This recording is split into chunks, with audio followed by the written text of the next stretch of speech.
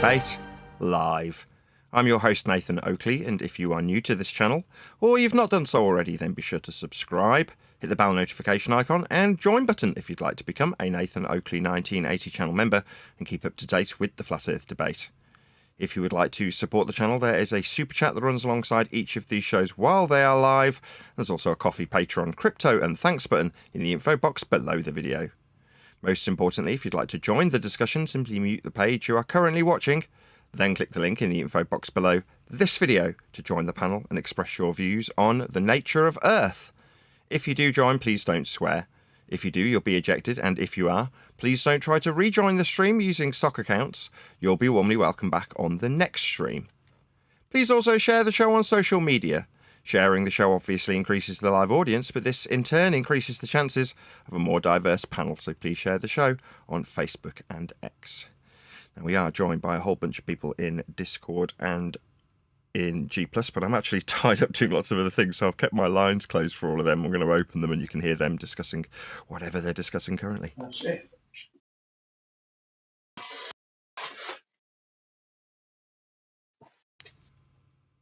Welcome one and all. Greetings. Have we got the link in there yet? Afternoon. Well, this room filled up quick as soon as I sent out the link. I've told you all that'll be about half an hour. I've still got about, I don't know, 10 more minutes of stuff to do, unfortunately. So hopefully you can hold down the fort. Oh, that's all right.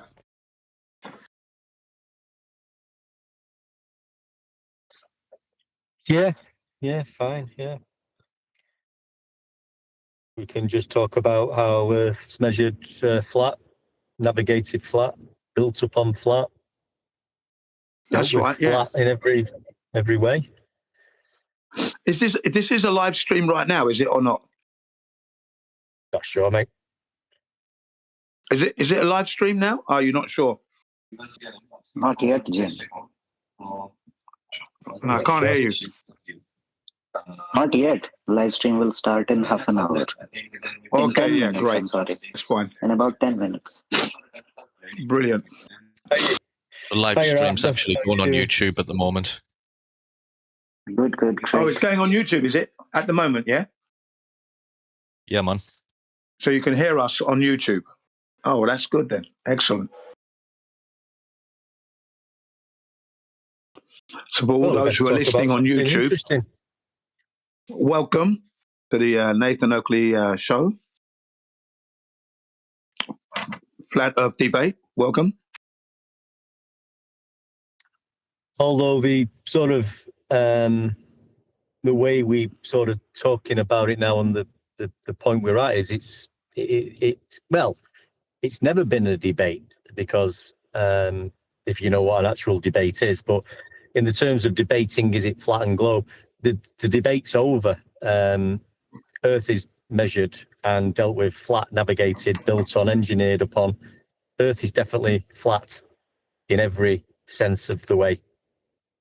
There's never been any evidence of... What did I miss? There's never been any evidence of Earth curvature measurements. If you are presented with any, you will find very quickly that the evidence that you're being presented with would have started with a flat Earth measurement, and then it's probably been calculated into a sphere, just like the Earth curve calculator, what they use to say how far you should see on the globe that they've told you the measurements of. That they got them calculated measurements of how far you should see using surface level and eye level parallel to each other, and measuring a depression angle between the two. So it's nothing to do with a curvature measurement. It was calculated to be a curve, and that's what we're talking about now. Is that right, Neil?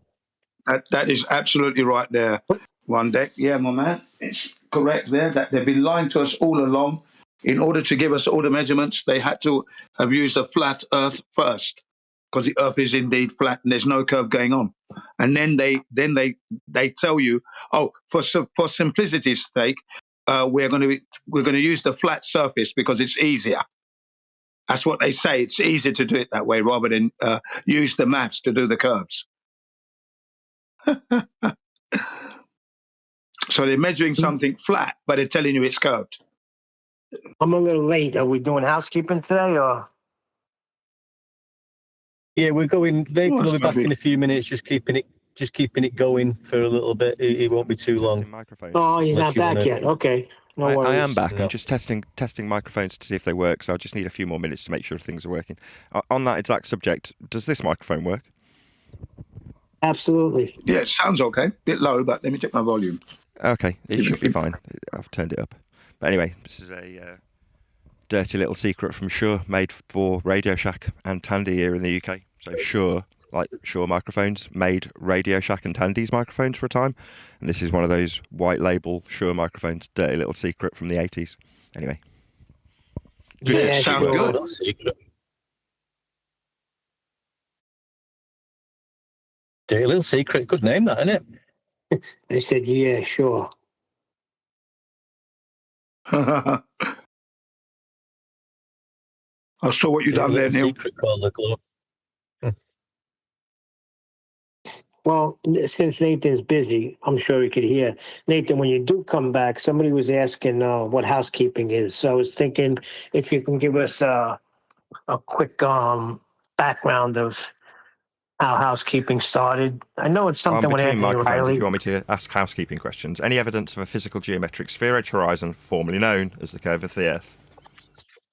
Negative. No, I want you to take us through the history. How did we start housekeeping? Because somebody was asking. How did we But start hang on a minute. housekeeping? I mean, Anthony Riley suggested that we that- should have a way of keeping track of all the arguments that have been defeated from the globe side.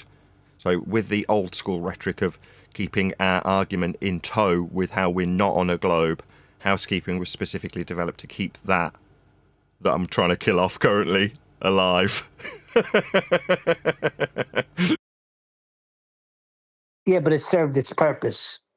We kept house for many years with that because nobody came in with any evidence of any of these things. You know why? Because we don't live on a globe.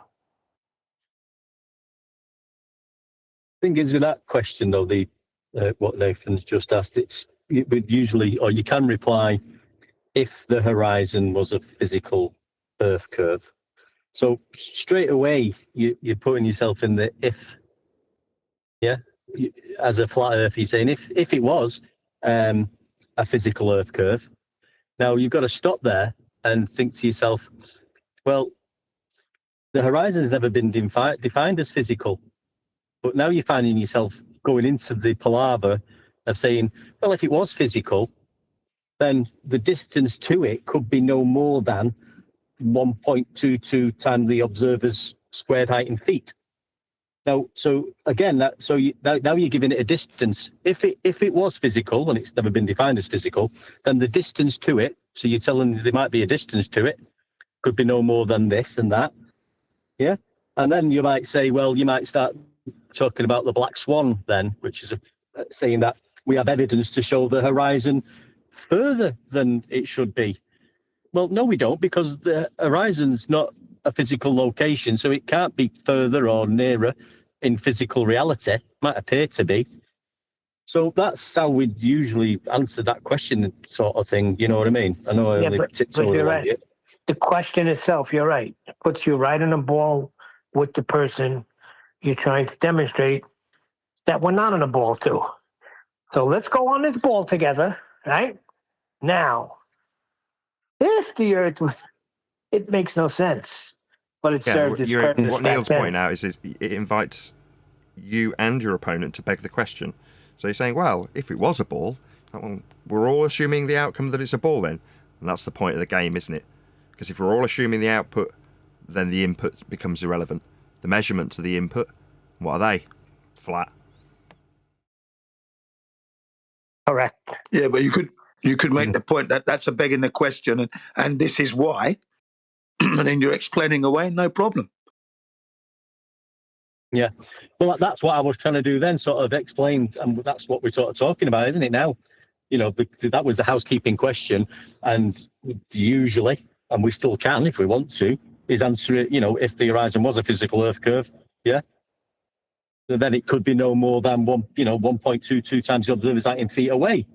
And then explain how we've got evidence to show it further than that. And there's the black swan.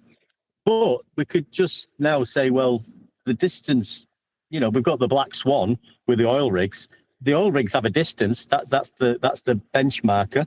The distance to them rigs is a horizontal linear distance. Exactly. If we knew then what we know now, we would not even have went that route. There's no question in my mind. We were skipping right past the measurements because that's how they designed it. We didn't even realize when they said sea level. Like, duh, it makes you want to kick yourself in the ass now. But if we would have known that then, we would have not argued it that way. We would have went right to the measurements and cut it off, right at the knees. But like you say, there's a guy asking in Discord, and it's good sometimes to do this. This is what we've decided to do. So we're going through the housekeeping question.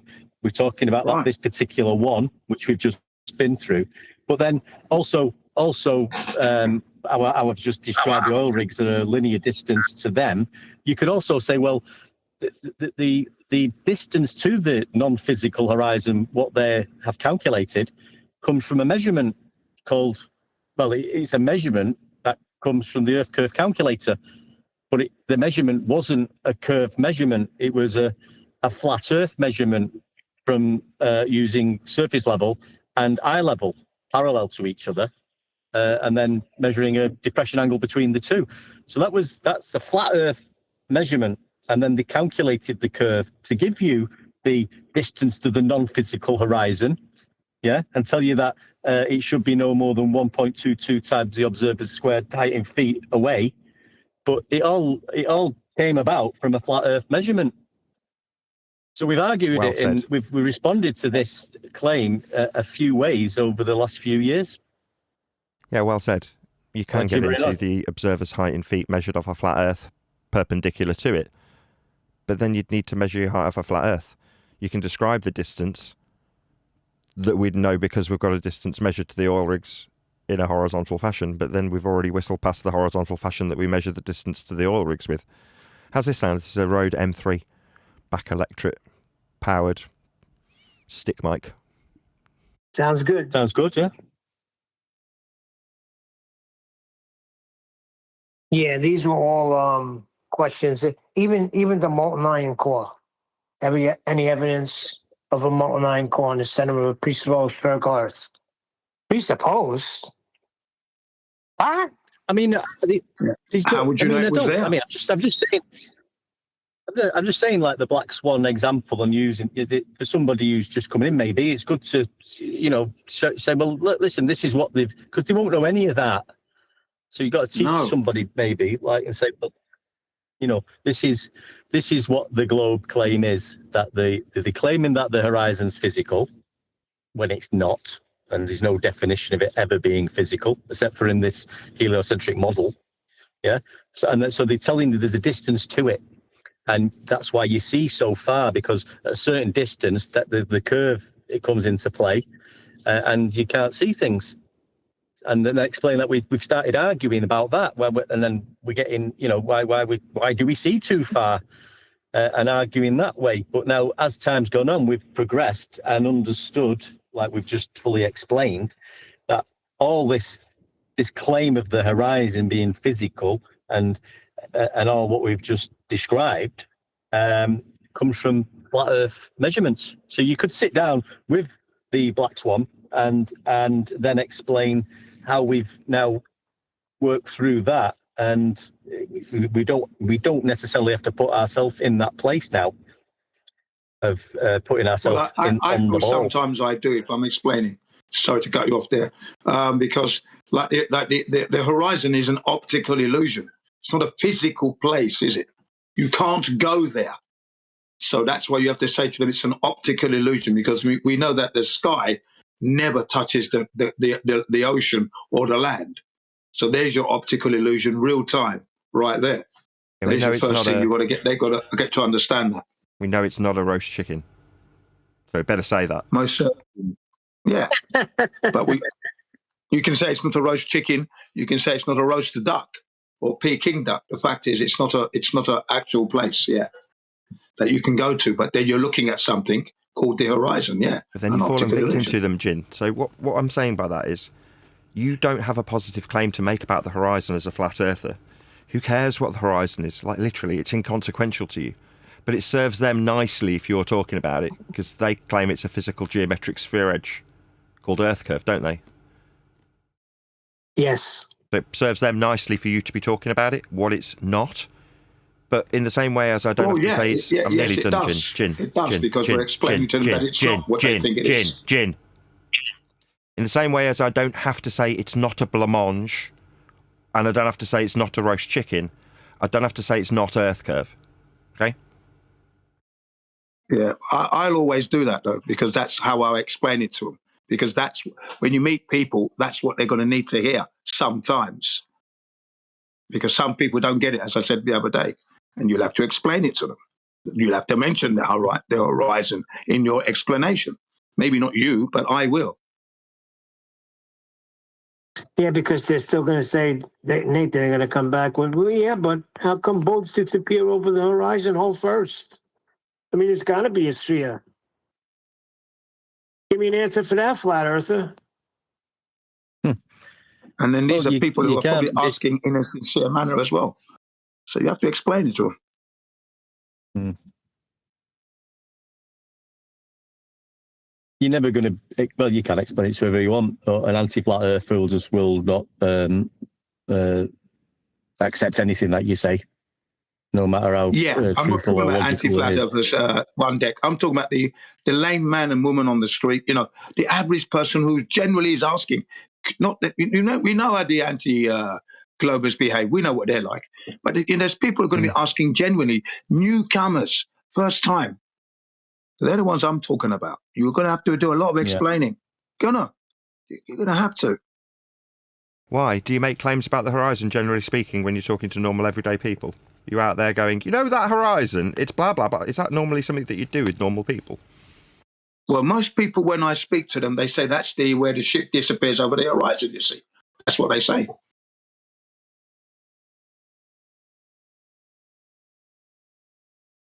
You're talking about in the arena. You're talking about if you're in 24/7 or you're here or you're in a discussion with somebody. No, if I'm on holiday, like somebody you run into on the bus, you're not going to say that.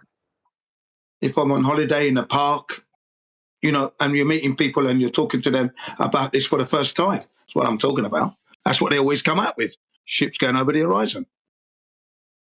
But back to that, what's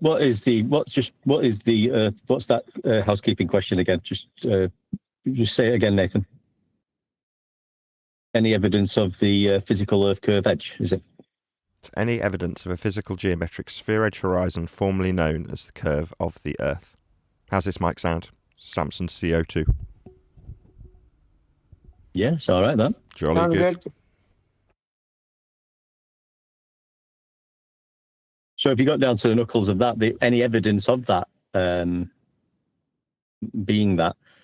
Well, no, there's not, is there? Then the evidence, the only evidence you've got is the Earth curve calculator, which is a flat Earth measurement between surface level and eye level and the depression angle in between the two.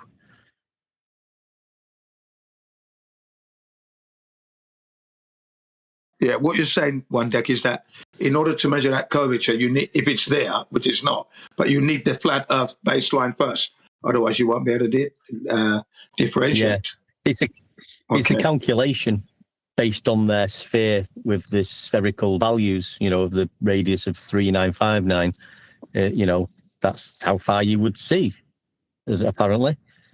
And they've done some calculations, but they've calculated things from a flat Earth. Precisely. How about this one? It's the other Samson CO2. How's this one sound? Any good? Yeah, sounds good. It's deeper. Sounds perfect. That's because I'm close to it. It's a bit deep. That's just because I'm close to proximity effect, it's called. But this sounds fine. It's not broken. Yeah, it's good, yeah. You can sell that one immediately. Next question. But does everybody understand what we're saying about this? Well, we hope so. You know. Is everyone in Discord? I don't know who's in Discord. Everybody in Discord understands, don't they? Of course. Yeah. Anybody? I guess they do. Yes. No, it's good then. Yeah. Sometimes you think, yeah, I'm going, but you know, got the Earth curve calculator What and what about it's using. rotation then? Any sign of any scientific evidence of the rotation? Yeah, any? Any Well, evidence you'd have- you can have axial rotation of Earth-based variety. No, there's no evidence of Well, axial rotation. you'd have That's a positive you'd have to claim observe that, comes from wouldn't the you? Earth curve believers with the suggested effect of Coriolis deflection. That would be to say us on a claim to be rotating Earth, only capable of description with a flat plane, rotating circular disc, as in Coriolis is you on a roundabout, not on a turning globe, so it's not globe proof.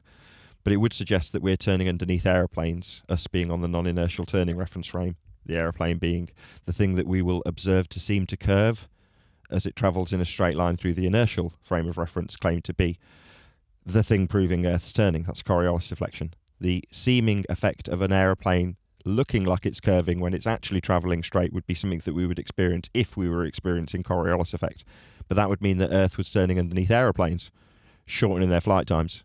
That doesn't happen. What do you reckon to this mic? It's a Samsung Q71 bass drum microphone. Boom, boom, boom. Goes the Samsung Q71. Sounds good. Jolly You can good. sell that too. Yeah. That was Clear, no perfect. freckles. I mean, once you get, I mean, I'm not, like we say, we're doing the housekeeping questions and go through them.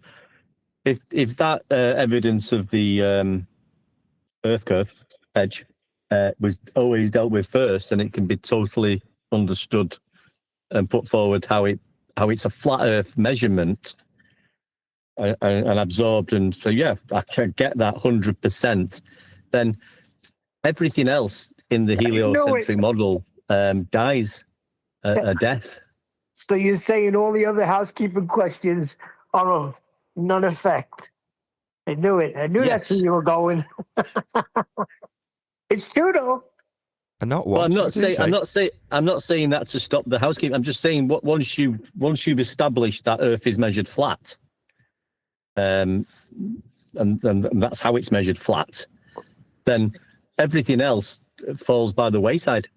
Correct. Because Yeah, Well, I mean, for us you it haven't got does. You've got to be respectful of other people's beliefs. So if you, that's my audience in this case, my ball-believing audience, and there's a lot of them, want to take the fact that we measure Earth flat and utilise that measurement to believe you're on a ball, that's up to you. You know, I'm not going to stop you. Everyone's entitled to a belief. I'm not going to put you on a list and tell you that you can't have certain arguments because you want to take the flat Earth measurements and utilise them to prove you're on a ball.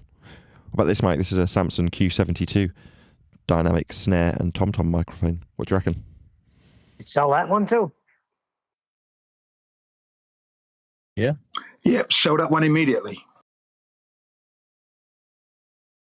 Yeah, so I all mean- the other housekeeping questions become irrelevant, even though we're doing them, but we're trying to get everybody to comprehend this.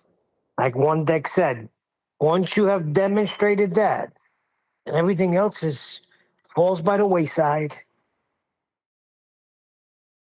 Yes, Neil, yeah. And that's what we're trying to do. We're trying to get them to that point of realization. And sometimes you've got to take them through the steps of their beliefs and why there's errors in it, and then and they move on. And then they'll understand when it's said Earth is measured flat, say, yeah, and they'll understand it. But at the moment, they're carrying all that globe garbage with them. And you've got to relieve them of that. Yeah. Why? That's step by step. Why do you? That's very disrespectful. If somebody wants to only if believe, they want to know the truth. You do that if they want to know what we mean by flat Earth. That's what you're doing. No, They it's want not. to know, don't they? No, so saying Earth's not a roast chicken isn't about flat Earth. You're just wrong. Good morning. Morning. This is the It's not second about- Q72 microphone. Is this on all right? I assume so. Hold on, 10th man just arrived. The mic is fine. How you doing, 10th? Oh, I'm hanging in there, literally speaking. Yes. Hiya, 10th. Very You all right, good. mate?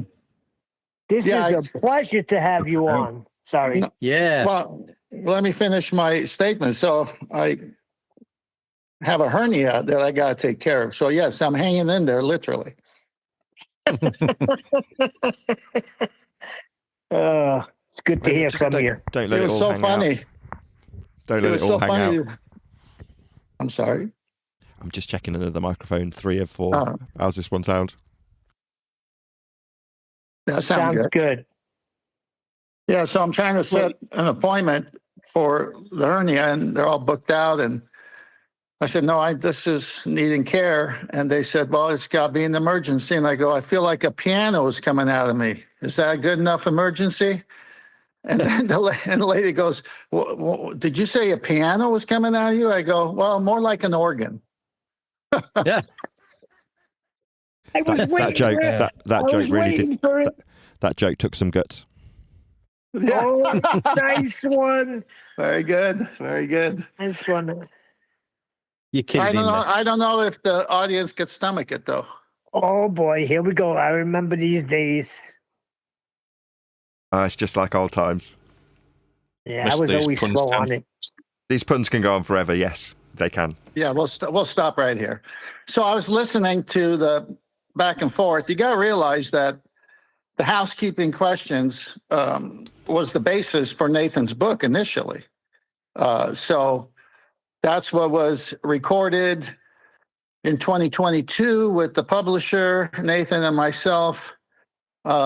I believe well over 10 sessions, and then took the publisher maybe 3 hours or more to go through each one of them and transcribe them. And then the publisher and I would talk, and I'd say, well, that's not what he meant, because we would go revisit it after he did that. And since I was a panel member, I kind of knew the flow, but it was really hard because it was Nathan writing the book audibly and the publisher transcribing it. So Nathan actually wrote his book, so to speak, because he had a ghostwriter. So that story needs to be understood. So hours and hours. And then there's other stuff the publisher did until that book came into fruition. And then when I read the draft, I said, this needs FED touch, meaning a word here, a connection there, just to make it more like the show and the emphasis of how Nathan says those things that he says that, we always love hearing. And so that's when we offered it to the panel to help edit the book. It wasn't to write a new book. It was to edit the book. Somewhere along the line, obviously I was no longer involved since the passing of my wife, the editing team decided to make the book different than the book was and poured a lot of time into it, obviously, and thought it was their book all of a sudden. Well, I don't know why. It was just to make it FED compliant with the current draft. So again, it's a sad thing what I'm seeing happen, but it's Nathan's book. It always has been. And the publisher has all the recordings with Nathan, myself, and well in advance of anyone having the book. And it's copyrighted. So I don't understand why there's this current fight, because I have friends on both sides, and it really saddens me to see this thing, still going on. Well, it's not really. I mean, I've cut loose my editors, sacked them, and then moved on. Well, I think that's a good move. Let the puzzle pieces fall where they may. Yeah, I've got a new editor, my wife. Unfortunately, she does have to distract herself from what she actually gets paid doing, which is customer services work for an electricity company. And by having a very supportive audience, they've donated PayPals to me. And I've given, since she asked, every PayPal that I've received to her to encourage her to not do overtime, not do incentivized work, not do anything extra for her employer. Instead, transcribe all of those recordings. She's gone through from the beginning to gather all of the essence of Nathan and get it transcribed. And she's been doing that dutifully ever since this debacle occurred. Yeah, I'm aware of that since I caught some of your shows, and that's really good. But if I could, let me transition to the current topic. The people who are still in the globe sector, you got to treat them as cult members. And cult members see the same thing as you do, but they interpret it differently. Many occasions with Bible scripture that I'm very familiar with. And so they'll say, no, this is what the Bible says. And I say, well, why do you say that? And then we go through it. And then I say, well, give me some supporting evidence with other scriptures. And they can't find the other scriptures that twist that one specific scripture to the way the cult leader wants to twist it. And so it does take time in the mind of the normies who are in the globe cult to understand that the measurement, it overrules calculations, overrules mathematical models, overrules everything. Once you have measurements, measurements are king. And so leading the arguments with measurements is the winning way to do it. But you have to have some empathy with the cult member who's still entertaining the false interpretation of that scripture. So you have to take time and bring him along. And this is where I think Jen has a point. As long as he's doing it with a normie, it's quite fine, because we all went through that. We had to go through housekeeping until we realized, why are we stuck here? We can just be offensive and kill it right away with measurements. So other people need that time that we had. And, you know, if you're with a baller who knows the arguments and still doesn't want to listen, well, then you don't even take the time to do it, because you already know their intention is to cause chaos, not to learn. But people who want to learn like the idea that you were once where they were, fooled, tricked, but you found out something. And if they allow you to share it with them, it makes for a good conversation. Well Thank said. you very much. That is my sentiment exactly. Because I always say to the people as well that the questions I'm about to ask you, I didn't know the answers to them. I might have remembered one or two, but I didn't know the answers. And it's not about me getting one up upon you. That's not what it is at all. And it settles them, you know, because I'm not judging you. One of the most important things in sales is to connect with your audience. And one of the best ways to train for that was the way we always train salespeople. I know how you feel. I felt the same way, but this is what I found out. Can I share it with you? Yeah, and you know what? When you bring someone directly to the measurements, they're not going to catch on. I've experienced it. They're not going to get it. So part of me is like, did I have to go through all of that? If I would have just known about the measurements, what? I don't know. I seen it live. They weren't catching on. Well, So- you have to frame, again, with every one of these individual arguments that you take time with the normies, emphasizing normies who are genuinely interested, and this is who Jin is talking about when he does it, is that you always have a final saying until the measurements. And then you take on the next one until the measurements proved it's a flat earth. And then you take the next one. And then they say, why do you keep saying that? I say, well, because when you're going to say everything about the globe has a plane of reference, then that plane of reference dictates what you're measuring. And since they're using a flat 180 straight angle from the GP of the star, and the distance between that 90-degree position over the Earth's surface, anywhere, it could be land or sea, is the zenith distance to the observer's 90 degrees. That could be anywhere between directly overhead, 0 to 5,400 nautical miles, 90 times 60. So that means for 5,400 miles, we have a local horizon. What? No, local horizon means just as far as my eye could see. No. The plane of reference dictates. It doesn't matter what your eyes see or not.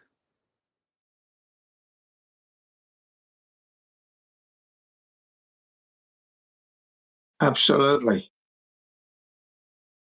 So that's where we have to take them with the measurements is, well, how are they measuring it? It's always to a plane of reference, a reference plane. In fact, since they don't have one on the surface of their mathematically derived globe, they have to put it in the center of a circle, which they want you to think is a globe. It's called the equatorial plane. And so since they're taking you to the equatorial plane, they're using it too. But they're not say it's the surface. So what they do with the surface is they draw a tangent plane and say, see, it's touching at one point. And they say, wait a minute, the one at the equatorial plane, that's not curving. But the one on top of the circle, are you adhering to the same fundamental reference plane, equatorial plane? Or are you looking at that semicircle that's under it? Well, Earth is a ball. We all know that. But this is how we measure it. So you're admitting you measure it flat then. Okay, well, what about the bubble sextant? That's a spirit level at 30,000 feet, and that's a straight 180. And you don't even do dip correction because it's a straight 180. And why do you think we even do dip correction? So you get your eyeball on the sea surface, a straight 180, to the GP of the star, all the way to the navigator with the sextant. As far as 5,400 nautical miles, it must be flat.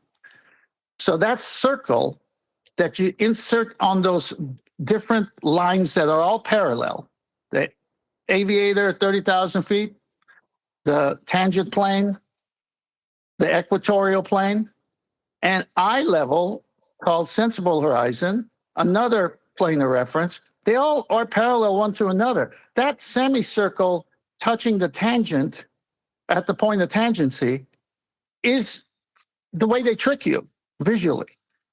It's all mathematical, the globe.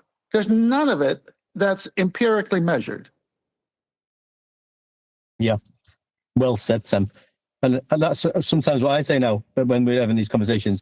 Do you want to talk mathematics or do you want to talk measurements? Because when they start talking, they're talking mathematical. When I say, well, I want to talk about the measurements. Let's talk about the measurements. When I'm talking to people now, I'll say, yeah, if you want to believe you're on a globe, then you have to believe in a mathematical model, an abstraction, not concrete, not real, not physical. And that's how they've tricked us. And they go, what are you talking about? And then that's when I say, well, the initial measurements are a flat Earth. So then they mathematically put you on the arc of the protractor and say that's where you are. Well, they've been saying it for ages, like under the breath, because how many times have you heard it? I've had chats with people and they go, that one of the rebuttals is, you don't know your math. And now I can see, well, yeah, because you was just talking mathematics and telling me I don't know my math, but I was talking about measurements. We was in two different categories. You was in a mathematical model and I was in a physical reality measuring situation. That's what the problem absolutely. was. No, absolutely. I took AI for a ride again, and I'm putting together another present. It's a long one. It might take 3 days of shows with Nathan. But I get AI to admit to every one of these points. And AI goes through all the resources, good and bad, because we have to say that, because on the internet, there's junk stuff as well, as we know. But AI has all of the resources against one flat earther who knows what questions to ask. So that's 10th man, or it could be you with AI, it doesn't matter.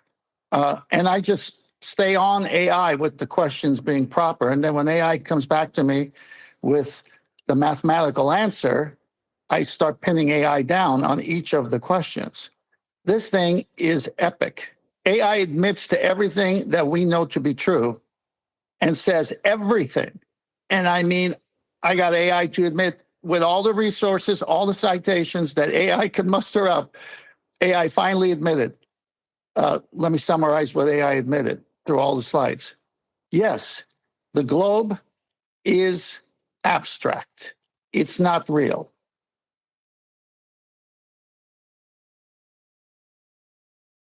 Yep. I've done similar things with it. But you do have to go back and forth a little bit and drive yourself insane a little bit, or I did. Well, that's why you have to start. That's why you have to start with a different topic. With AI, if you go straight into flat Earth, then AI is one of those globies that just puts out all those junk things that are on the internet to prove a globe, which they don't prove a globe, but they just keep you going in a circle. So I just started off with something else and then kind of eased into measurements, and AI had no clue that I was a flat earther. A bit like Metal Gear Solid was your 10th, yeah. What was that? You was a bit like Metal Gear Solid using your stealth. Oh, I don't know what Metal Gear Solid is. Well, you do enough things with AI, you realize that AI is in the cult too, and it's just going to spew out the garbage as well, unless you use logic. Once you use logic and measurements, AI has to agree with you. Snape. Snape. Snape. Yeah, and that's what we're doing now, isn't it? That's what we're going straight to the measurements. It's measured flat. This is how it's measured flat. All your Earth curve so-called evidence is derived from flat Earth elevation angle measurements. All of it. Said, it's just a calculation, mathematical calculation after that. It's not called the Earth curve calculator for nothing. I can't wait to hear that presentation, because it's a battle with AI, because you're fighting against consensus. It's not like you're fighting against intelligence. It's not. Craig has got this pegged. There's no such thing as AI, right? There's just programs. There always was just programs. Chucking a lot more power at them doesn't make them any different. They're just doing what they're told. Garbage in, garbage out still applies with AI. Anyway, what you're doing is you're facing off a battle of wits with consensus based on the majority of scrapable data. And to win, you've got to have your shit together. You've got to know what you're talking about. I've done it. We've all done it. We've all fought with AI, trying to get it to output what we want it to output, right? Which is it to say, yeah, as you've got it to say, the globe's abstract. We measure Earth flat. Those two statements are absolute facts. We know it. It's just the wider world doesn't know it. And the internal world that we face has to brace against it for whatever reason that they're bracing against us, saying it's measured flat. I don't care. It is measured flat. The globe is abstract and based on flat Earth measurements. Those are just facts. Eventually people will get it. They'll be there eventually.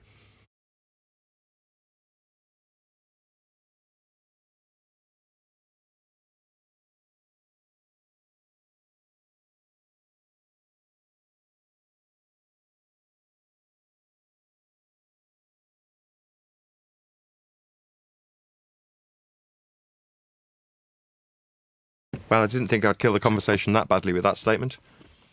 I was waiting to see if anyone was going to say something to that great summary. I'm waiting for 10th man to talk. I haven't heard from him so long. I wanted to just keep going. Well, yeah, Nathan had such a good summary. I was just, contemplating what he said. It's precisely exactly what it is right there. Let me ask you a question, 10th man. Do you think we have to go back 10 years and debunk the globe all over again? Why can we not just break down the measurements to say some newbie that we just meet? What is stopping them from understanding what measurements mean? I think I covered that initially when I said everybody is a cult member who needs to get out of the globe cult. They've been entrenched in it all their life. So they're going to resist because they think what they had is true. And then here comes you saying, hey, did you know measurements disprove everything that you've ever been taught? And they go, what are you talking about? What about this? What about that? What about that? So they're going to be needing some care, some IVs, some blood transfusions, because they're about to go through a ride. And so, yeah, you have to ease them through because they were the victim of this lie. And so then you say, I know how you feel. I felt the same way. But here's what I found out. Measurements debunk calculations. Measurements is how they got the globe. It's only mathematical. It's abstract. It's not concrete. It's not real. And let me show you if you're interested. But if you're not interested, you can stay on your little globe in your little cult. I really don't care to spend energy with someone who's not interested. So are you interested or not? Right. But when you're dealing with somebody in a cult, right, let's just say Jehovah's. Once you show them beyond the shadow of a doubt that Jesus is God, that cult should drop away. And that's what I feel like No. measurements are. No. Let me tell you a true story. because I was in this story. I was in the basement of a church debating a Jehovah's Witness because he came knocking. I said, yeah, I'll talk to you. So I was at a church as a youth pastor. And so I said, well, we'll go in the basement and talk. Let's just share scripture against scriptures. And, they're very aggressive. And I like that because I'm aggressive. So it's like, I love alpha males. So we had a really long discussion to the point where he stormed out of there yelling at me. No, did I convince him with all the scriptures and the arguments at that point? No, I didn't. But I knew something.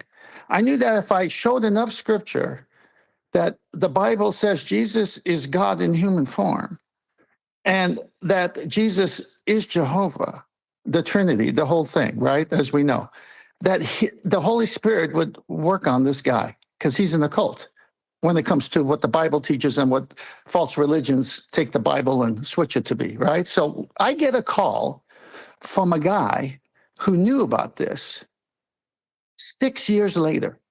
6 years, Neil. And this is how the call went. Hey, do you remember debating a Jehovah's Witness in the basement of a church? I go, well, several, but go on. And they said, no, this one you would remember. Okay, yeah, I think I know that one, yeah. So, well, guess what? Ran into him. He came out of Jehovah's Witness. He brought like 10 families out of Jehovah's Witness. And he said to me, if you ever meet that curly-headed guy from California, you thank him for me. Well, so you're Did he saying know it's Terry a too? stronghold.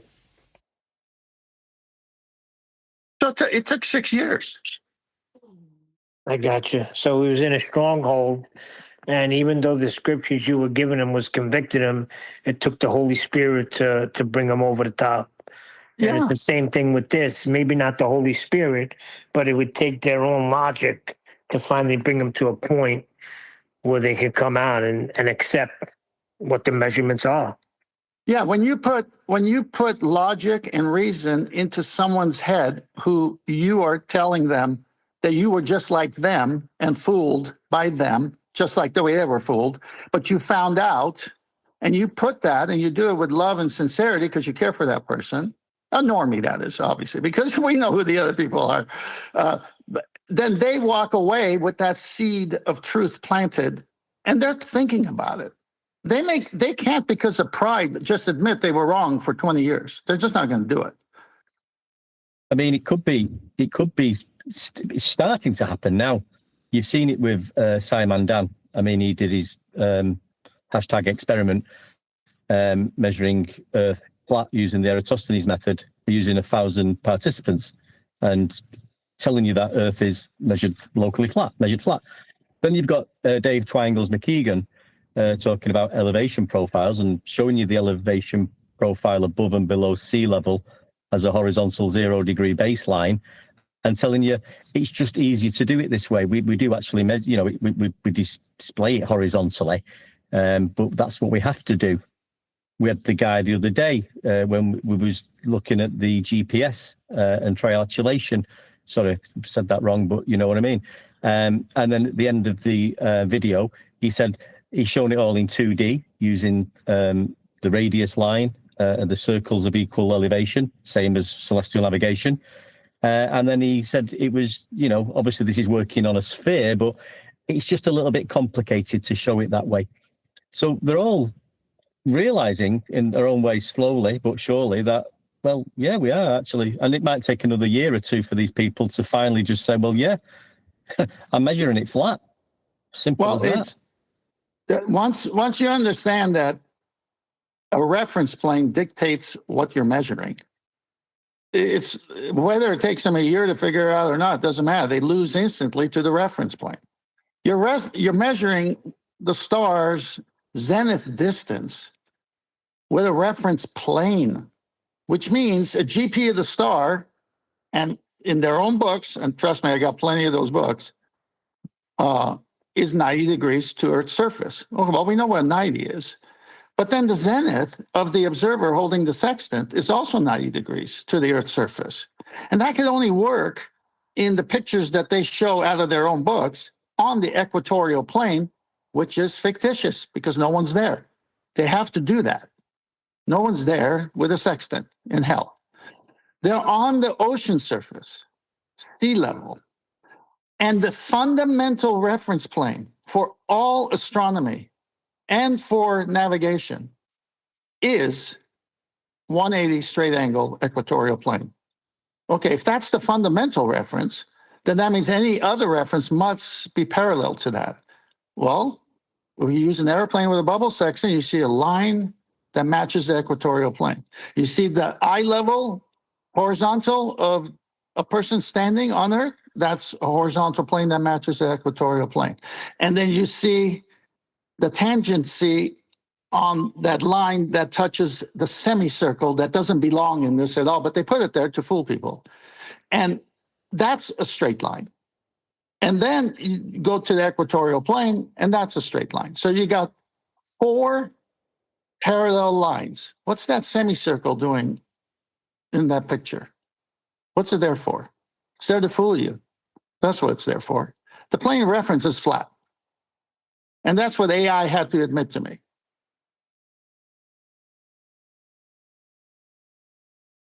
Yeah, well said, mate. Yeah. But I've been saying even the tangent line, you're getting into that. That is just a mathematical concept. I've been saying AI, this now. AI admitted to that. Yeah, it's nothing. Nobody carries a tangent line around with them and uses it. It's used in computer programs, calculus. It's not. That's where the word tangent line comes from. Tangible. It's not tangible. You can't touch it. It's not physical. You're not using one when you're out at sea navigating. You can show it in a drawing and pretend you are, but you're not actually using that tangent line because it's not physical. It's mathematical. Well, sea level is that line in reality. They put the semicircle to make you think it's a point, a local only. But it can't be local only because it's got to be at least 5,400 nautical miles. Now, if they want to say local is 5,400 nautical miles, welcome to flat Earth. 5,400 nautical miles of flat? Oh, No, dear. of local. Yeah, AI admits that it's all mathematical. Even I got AI to admit gravity was mathematical.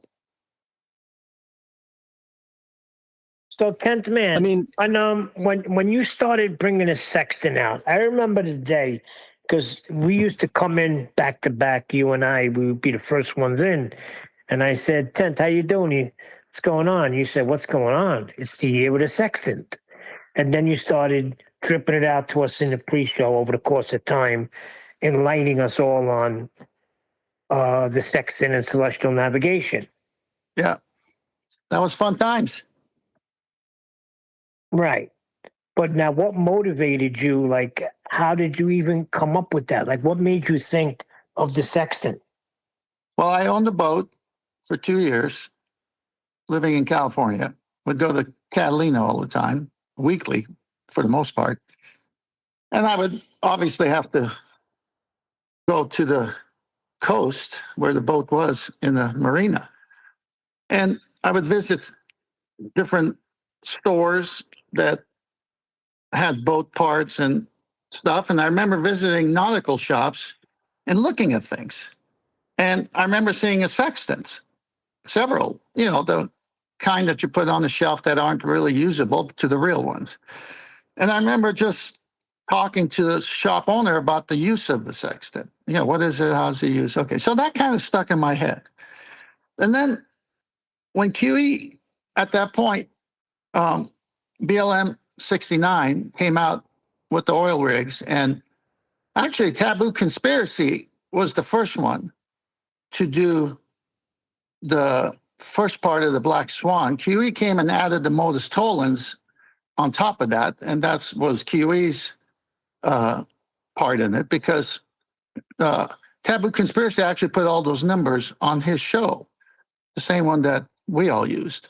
And I even sent a copy of it to Adam Meekin and asked him to do the math to see if it was correct. And Adam said it was.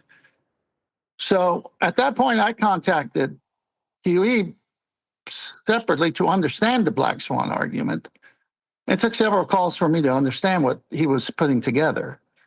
But once I got it, my mind just knew, because of those other incidences, that the sextant measures location of a star somewhere on Earth, and the distance in between has to be flat.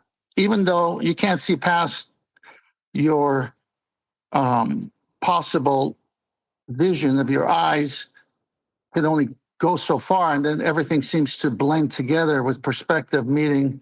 And I mean, it still has to carry past that. It just plows right through all of those things to a place sharing the same baseline. So I just knew that at that point. And I went and did some research, and then on another call, I told QE about it. And then he says, well, listen, save that for another day. Let the black swan have its time, and then you can come out with that later. I said, fine. I still need to do more research on it, so I didn't mind.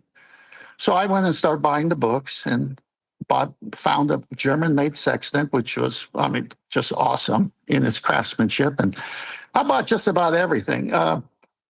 Thousands of dollars it cost me. And one book cost me $300. It was the mathematical basis for turning flat Earth into a globe. And I knew that book would have stuff in it one day for somebody else who understood math, because I'm not good at it. But I bought it because I'm just on this research. And I spent hours and hours and time with PDFs, YouTube videos, bought the almanacs, different years of almanacs to see if they changed anything, started reading everything. And the argument became real in me, but I wanted to share it and get more eyes on it. And that's when I came on the show and started dripping it. I said, I can't do this alone. I need help. Because Mitchell from Australia ran with it first. He had the first video on YouTube using the findings that we did in the pre-show, and he got it. And he did that tremendous first video. And after that, everybody else just jumped in, which was great because it belongs to everybody. Excellent. I just needed to clear the air. Clear the air for what? Well, I don't want nobody getting stolen valor from it. It's 10th man's, and that's it. And you heard him say Mitchell was actually the first. There's humility there. But 10th man taught us all about celestial navigation and the power of the sextant and measuring elevation angles and all that other stuff. It all goes hand in hand. Sure. The thing is, all of that is recorded and documented. It's like when bullshitters come along and start saying, this is mine, I did this. It's like, that's partially why I keep the show going on a very regular and consistent basis. Because then there's a documented account of what's gone on, who's done what.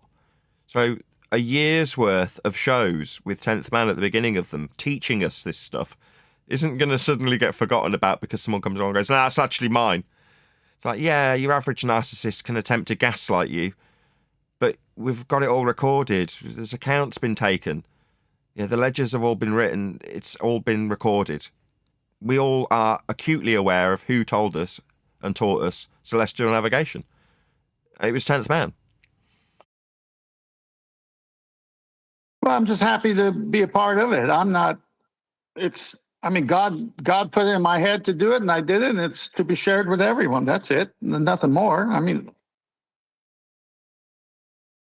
Yeah, and then Refracted came out with the measurements and clarified to us that everything is coming from a flat plane of reference. And that's beautiful, too. It all fell in line. Black Swan, sextant, Earth measured flat. Bing, bang, boom. It's over. Well, that was the thing. The Black Swan was the argument about how it can't be a globe because of the oil rigs, blah, blah, blah. But the sextant says, but it must be flat past that because it's got to be 5,400 nautical miles on this plane of reference, even though you can't see that far. Okay. And then refractive curvature came in, and he's got a different mind than all of us. And he started putting arguments to this that were epic. So, yeah, well done, Refracted, because if I had his mind at the time of this, all of his stuff would have came out earlier. But no, I mean he's brilliant. I just love the way he gets right to the point and turned his kitchen into a globe. Amazing. Bunk and debunk. Yeah, but that's the proper history of it, and it is all recorded. Thank you very much. I remember him going McToons and saying, "I'll give you every argument for the globe." Oh yeah, he But it's conceded to everything. but it's still measured flat before you get that mathematical globe. Oh, that was great.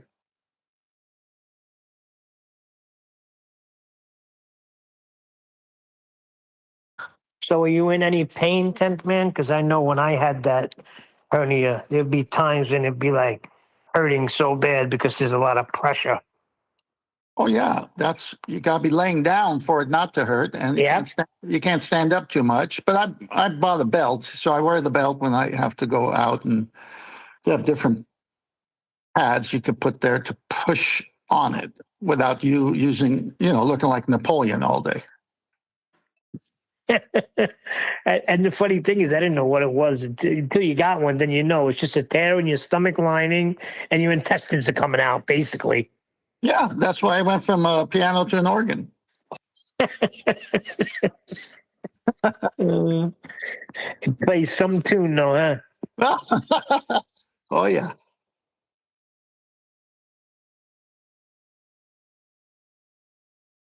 Yeah, it's fun. The measurements is where the seed is to be dropped into people's head. Hey, show me how they measure Earth as a globe. Show me all the illustrations, and I'll show you parallel lines. That's what one deck's been pushing. If you go to Al Baruni, just use what he's doing, and he's demonstrating how Earth is measured flat as he's asserting that it's a globe. Yeah, well, he has to use sea level as a reference plane, and he does. Yeah, I've always found it. Their globe evidence is really good flat Earth evidence. So just let him use that, and just pull them up. Just tell them where the horizontal baseline is and sea level, and how they're measuring elevation angles, and using depression angles from eye level to surface level. What? And, Yeah, that's all it is that space in between. But the space in between, you see that the eye level is a straight 180 angle, and the tangent plane on top of that semicircle that doesn't exist in reality is also 180. And so dip is really the in-between part. But they both are parallel to one another, which means sea surface is parallel. Because we know water, the properties of water, it doesn't bend. Water at rest is level. We use it in levels, and the bubble section in the airplane at 30,000 feet is using water. So you're telling me the water that's used at 30,000 feet in the tool is going to behave differently than the water used on Earth? No. How do you like the route we've been going with using regular normie videos of guys just like surveying and just going through the routine the way they go through it, and they just demonstrate over and over again how they measure Earth flat? That's what we've been doing lately, and we find it keeps Nathan nice and calm. Yeah, that's important to keep Nathan calm.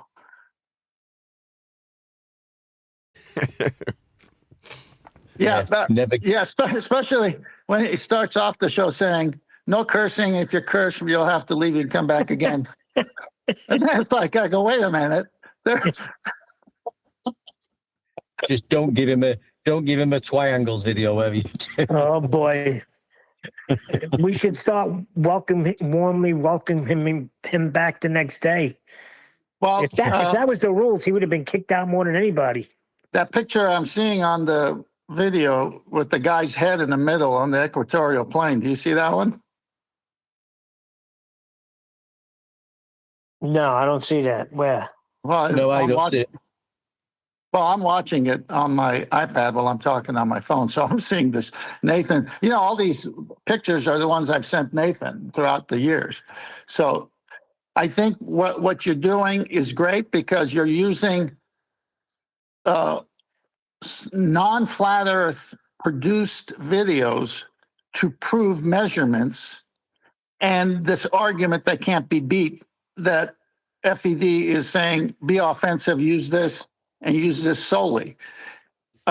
So yeah, when you're citing a surveyor or someone in astronomy telling you we can't see the stars under the equatorial plane that extends to the celestial plane or horizon all the way to the imaginary celestial sphere, that's 0 degrees, and we could only see the stars that are above it, never below it. Well, see, they're saying the same thing we're saying. So when you show videos of them saying the same thing we're saying, and then we actually say, you see, this is how it's measured. And then they put that semicircle to make you think that it works on something like this, but it doesn't. That's important because now you're bringing in credibility from this world and its mathematical belief that they live on a globe, and they're validating your flat Earth argument. Right. Epic. I'd like some reactions from you guys. So it went down really well last week when I was doing exactly the same thing, just tied up. I still am. I said I'll be 5 minutes. I'm still working, doing other things. But I am going to pause for a minute and play out this video. Just shout out pause if you want to respond to it. The face of the countryside is changing. New big motor roads are under construction, the bulldozers making deep and dirty marks across the map.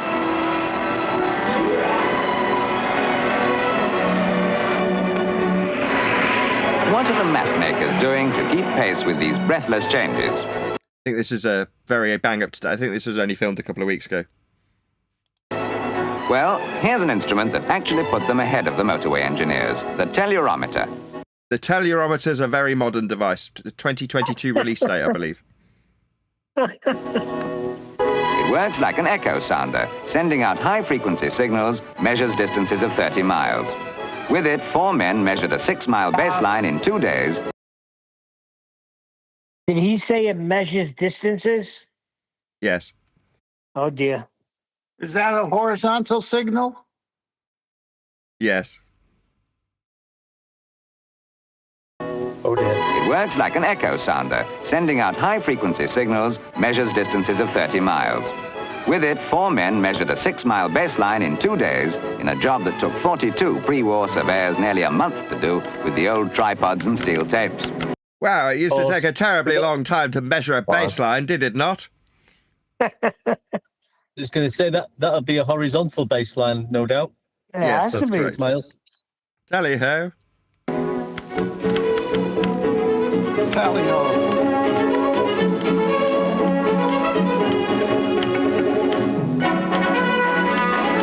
It used to take 2 men a whole year to do the map-making mathematics that these adding machines and electronic computers can do in an afternoon. P9 14th gen Intel, that right there. Very, very modern, up-to-date processor.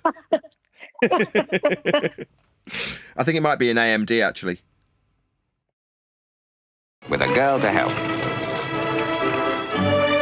Oh, wow. That's one of those 25 terabyte slides right there. Amazing.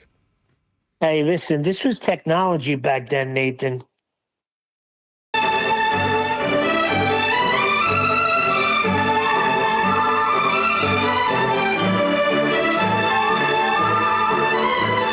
You know how you can take 2 flat snapshots and look at them through a gadget that turns them into 3 true life dimensions, stereoscopic vision? Well, the map makers do the same with this machine. Air photographs of mountains stand up in 3D, and a floating dot enables the viewer to trace every contour on the map at his elbow. I was hoping to get a bit more reaction out of what he's doing specifically. I'll just play this section again. Pay close attention to what he's doing and what he's doing it with. Yeah. It used to take 2 men a whole year to do the map-making mathematics that these adding machines and Say again, whoever that was. I said it was nice of him to give us 2 flat plates. Yeah. Indeed. electronic computers can do in an afternoon, with a girl to help. Right, so he's holding up this plate. Okay.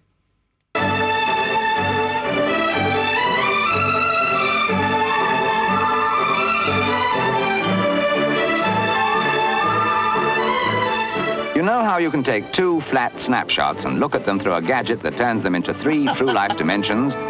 2 flat snapshots. We heard it. Stereoscopic vision? Well, the map makers do the same with this machine. Air photographs of mountains stand up in 3D, and a floating dot enables the viewer to trace every contour on the map at his elbow. Stereo plotting has made mountains into molehills as far as the hard grind of map making is concerned. Get away from it. How come they're not doing it on a globe, though? Because Earth's No, measured that's flat, Neil. later. That's mathematically a derivation they add later. Oh, dear.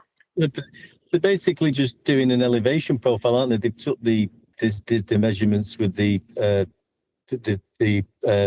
horizontal beam they was measuring. They put it on a flat plate for the 0 degree baseline, and then they're going to be adding in elevation profiles above it and below it, like mountains and valleys.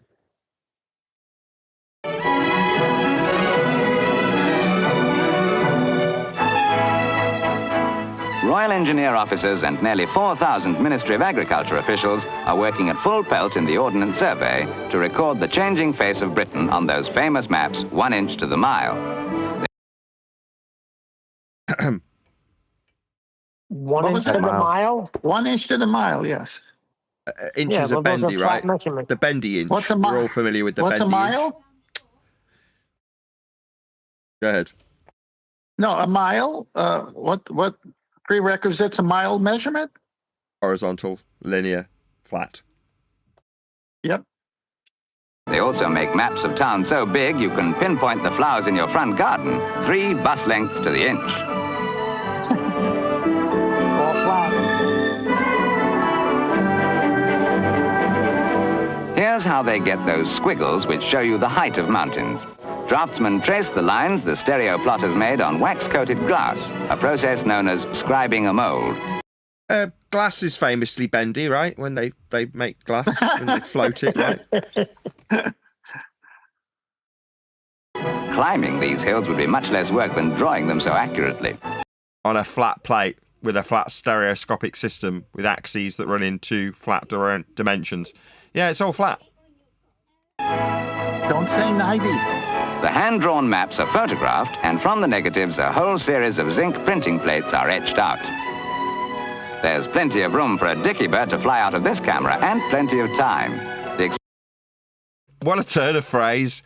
There's plenty of room for a dicky bird to fly out of this camera. Of course. Yeah, that old English delivery was really good. Exposure takes 3 full minutes.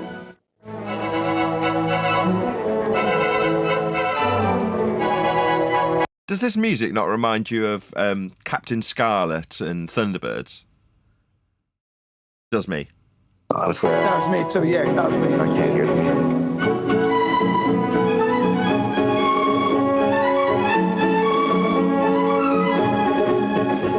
The printing stages are almost as complicated.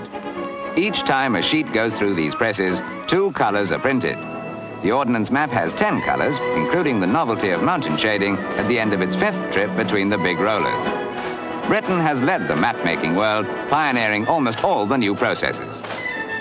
Today, every... See, I told you. New. He said it's new. Just ignore this where it says map mapping 1961 down here. Just ignore that. It's new. new mile of motorway puts some obscure, unknown part of Britain on the map. Look at that globe in there, huh? That's what I'm wondering. Where's the globe? Everything's flat. Yeah, that's how it's measured. With respect to horizontal, like from sea level, the heights of the mountains, the depths of the valleys, all with respect to a horizontal plane of reference as 0, measured with an average from the sea, known as the sea level. Yeah, By the way, Hello, Chocolate. that sea level extends all the way to the imaginary celestial sphere as well in their world. Yeah, but Indeed. unfortunately over 9. Morning, Chocolate. Go ahead, Hello. sorry. Second attempt. Chocolate. What's up, fellas? Chocolate's here. This is like a reunion. Hey, Yeah, Chocolate. good morning, Chocolate. Yo, Tom. How What's you up, doing, man? buddy? Good to hear Good to you. hear you, bro. Hope everyone's well. Yeah, I've been I'm- asking about you, man. I've been worried. Like, where's Chalk? I know me and Eli talked to him, but I thought he'd be in here by now. Yeah, man, I'm busy at this time. It's not the greatest time for me to talk, so come in when I can. Well, jolly good show, chaps. What was that? What was that Dickie line again? It sounded just like the video. You can get Jolly more good than a dicky show. bird into this camera. That's great. Joker, what do you think about all these people measuring Earth flat, even back in the 60s?